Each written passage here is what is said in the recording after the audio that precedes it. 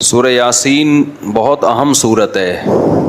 اس میں اللہ تعالیٰ نے واقعات بھی بیان کیے، اپنی قدرت کی باتیں بھی بیان کی، اور موت کے بعد دوبارہ زندگی پر جو اعتراضات ہوتے ہیں اس کو بھی اللہ نے بیان کی۔ قرآن الحم سے لے کے والناس تک ایک ہی بات سمجھاتا ہے، ہم آزاد نہیں ہیں، ہم کسی کے غلام ہیں۔ اچھا، اس دعوے میں جو سب سے بڑی رکاوٹ بنتی ہے نا، جو چیز اس بات کو سمجھنے میں، وہ یہ بنتی ہے کہ اگر کامیابی اس کا نام ہے کہ اللہ کی غلامی اختیار کی جائے، تو پھر وہ لوگ جو کافر ہیں، وہ غیر مسلم ہیں، وہ جو مانتے ہی نہیں اللہ کو، ان کی اتنی ترقی کیوں ہے؟ دیکھنے میں کامیاب کون لگتا ہے؟ وہ لوگ لگتے ہیں۔ قرآن ان مضامین کو بار بار دہراتا رہتا ہے۔ سورہ یاسین میں بھی اللہ نے دہرایا ہے کہ اس ظاہری ترقی سے، اس ظاہری چمک دھمک سے، اس ظاہری تعیش اور عیش پرستی سے دھوکہ مت کھاؤ۔ یہ دنیا امتحان گاہ ہے، ایگزامینیشن ہال ہے۔ ایگزامینیشن ہال میں رزلٹ اناؤنس نہیں ہوتا، رزلٹ کی اناؤنسمنٹ کے لیے اللہ نے آخرت کا دن رکھا ہے۔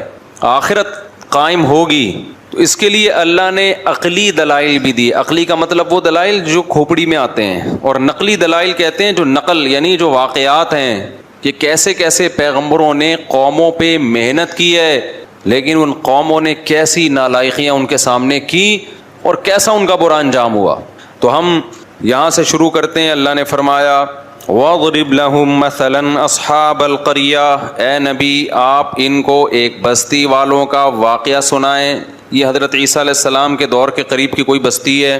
اِذْ جَاءَهَا الْمُرْسَلُونَ، ان بستی والوں کے پاس پیغمبر آئے۔ اللہ نے دو پیغمبروں کو بھیجا، قوم نے انکار کیا۔ فَعَزَّزْنَا بِثَالِثٍ، دونوں کو اللہ نے طاقت دی تیسرے کے ذریعے بھی۔ تین پیغمبر ہو گئے۔ بنی اسرائیل میں نا ایک ایک وقت میں کئی پیغمبر آئے ہیں، کئی پیغمبر آئے ہیں۔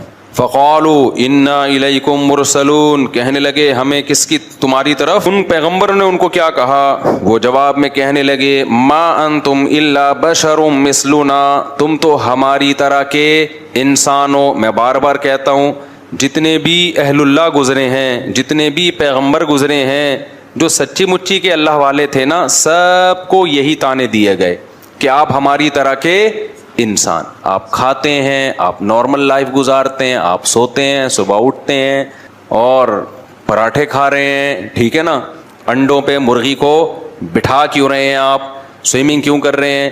تو بار بار بزرگی کا یہ تصور کہ وہ عجیب سی مخلوق بن کے انسان گھومنا شروع کر دے، پتہ ہی نہیں چلے یہ مریخ سے آیا ہے یا اسی زمین کی پیداوار ہے۔ ایسے پیر و مرشد میں نے دیکھے ہیں، اللہ کی پناہ، جس جگہ بیٹھے ہیں کئی سالوں سے وہیں بیٹھے ہوئے ہیں، پولیس آ کے اٹھاتی ہے تھوڑا سا ہل لو، اب ان کے وقار کے خلاف ہے چلنا، ایسے بیٹھے ہوئے ہیں بزرگ بن کے، شاید مر چکے ہوں، انتقال ہو گیا ہو، ویسے ہی بیٹھے ہوئے ہوں، زمین کھانا شروع کر دیتی ہے، چپک گئے اندر، پولیس بھی نہیں اٹھا سکتی ان کو۔ تو بزرگ کا یہ مطلب ہرگز نہیں ہے۔ بزرگ کسے کہتے ہیں؟ الا ان اولیاء اللہ لا خوف علیہم ولا هم يحزنون الذین آمنوا وكانوا يتقون۔ عقیدہ صحیح کر لو اپنا اور کبیرہ گناہوں سے توبہ کر لو، بس بزرگ بن گئے، اور کچھ کرنے کی ضرورت نہیں ہے۔ باقی سارے جیسے نارمل رہتے ہیں، کاروبار کرتا ہے آدمی، صبح جاتا ہے دفتر سے، گھر آ کے بیوی سے پٹتا نہیں ہے، یعنی گھر آتا ہے تھوڑا بہت بیگم سے اونچ نیچ بھی ہو جاتی ہے، کبھی محلے والوں سے، کبھی کرایہ نہیں دے رہا مالک مکان وہ کرایہ دار، تو کبھی اس سے اونچی آواز سے بات ہو گئی۔ تو یہ جو نارمل ہوتے ہیں نا، یہی بزرگ ہوتے ہیں۔ کوئی الگ سے کوئی بزرگ مخلوق، بزرگ کو کبھی کبھی غصہ بھی آتا ہے، جب اس کے ساتھ کوئی بدتمیزی کرے گا تو اس کو چپیٹ بھی دیتا ہے کبھی کبھار وہ بیٹھ کے۔ ایسا بزرگ نہیں ہوتا کہ اتنے پولائٹ اخلاق کہ ان کے ساتھ جو مرضی کر لو ان کو غصہ نہیں آئے گا۔ یوٹیوب پہ ویڈیوز آ جاتی ہیں نا، کوئی چیخ رہا ہے، ابے یہ دیکھو اخلاق پہ بیانات کرتے ہیں، ابھی کیا کر رہے ہیں، یہ چیخ رہے ہیں۔ تو بھائی غلط ہو رہا ہے تو چیخے گا نہیں تو کیا کرے گا وہ؟ ایسا تصور بنا لیا ہے نا کہ بالکل یہ بلٹ پروف قسم کا بزرگ ہے، جس پہ کسی کا اثر ہی نہیں ہوتا۔ بلٹ پروف ہوتی ہے نا گاڑیاں، بم کا اثر نہیں، تو ان پہ کسی کی زبان کا اثر ہی نہیں ہوگا، ان کو کبھی بھی غصہ نہیں آئے گا۔ ایسا بالکل بھی نہیں ہے۔ ہمارے جب نبی صلی اللہ علیہ وسلم کو بھی جب بہت زیادہ کوئی غلط بات ہوتی تھی، آپ کو غصہ بھی آتا تھا۔ ہاں، بار بار غصہ آنا ہر وقت ایسے جیسے توے پہ بیٹھا ہوا ہے، یہ ٹھیک نہیں ہے۔ اچھا بھائی، تو انہوں نے کہا آپ تو ہماری طرح کے انسان ہیں۔ قالوا ربنا یعلم انا الیکم لمرسلون قالوا انا تطیرنا بکم۔ جب بھی پیغمبروں نے جا کے دعوت دی ہے نا، تو ہوا یہ کہ خوشحال قوموں میں پیغمبر گئے تو اللہ کی طرف سے ان قوموں پہ آزمائشیں آنا شروع ہوئیں، قحط سالی شروع ہو گئی، کہ شاید اب یہ توجہ کریں اللہ کی طرف, ان کے مالوں کا نقصان ہونا شروع, تو انہوں نے یہ نقصان بھی پیغمبروں کے کھاتے میں ڈال دیا. معاذ اللہ تمہاری نحوست ہے, معاذ اللہ, تم جب سے آئے ہو تو یہ معاملات ہو رہے ہیں.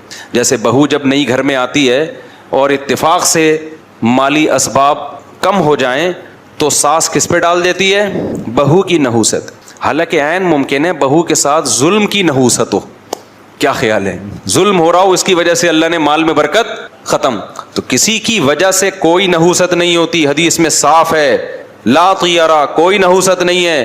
نحوست صرف بدعمالیوں کی ہوتی ہے, اس کے علاوہ کسی چیز کی نحوست اسلام میں نہیں ہے. کوئی کالی بلی گزر گئی, کوئی کتا آ گیا, کوئی یہ ہو گیا, یہ کوئی نحوست وحوست نہیں ہوتی. نحوستیں ہوتی ہیں تو کس چیز کی بولو نا؟ بدعملی کی. بہو آنے سے اگر ظلم رزق گیا ہے تو اس کا مطلب اس کے ساتھ کوئی زیادتی ہو رہی ہے بہو کے ساتھ. ساس کے جاتے ہی ایک دم رزق کے دروازے کھل گئے تو ساس پہ نہ ڈالو کہ اس کی وجہ سے نہیں کھل رہے تھے, یہ کہی ہے تو کھل گئے دروازے. نہ نہ نہ بھائی, کوئی نیکی آپ نے کرنا شروع کر دی ہوگی, سمجھتے ہو, تو نہ ساس پہ ڈالو نہ بہو پہ ڈالو. یہ آج کل بہت ہو رہا ہے کہ اس کے آتے ہی یہ ہو گیا. بھائی وہ ویسے ہی ہو گیا تھا, اتفاق سے وہ اسی ٹائم پہ آ گئی. اب مجھے ایک بات بتاؤ, میں کسی کے گھر جاؤں, میں ایک جگہ کسی کے, زیادہ نہیں بتا, بہت لمبا بات ہو جائے, ہم کسی کے گھر گئے اور اتفاق سے وہاں کسی کو, اللہ نہ کرے, اللہ نے کہا کرنٹ لگ گیا. بولے یار مفتی صاحب جب آئے تھے تو کرنٹ لگا ہے, اس سے پہلے آج تک ہمارے گھر میں کسی کو کرنٹ نہیں لگا.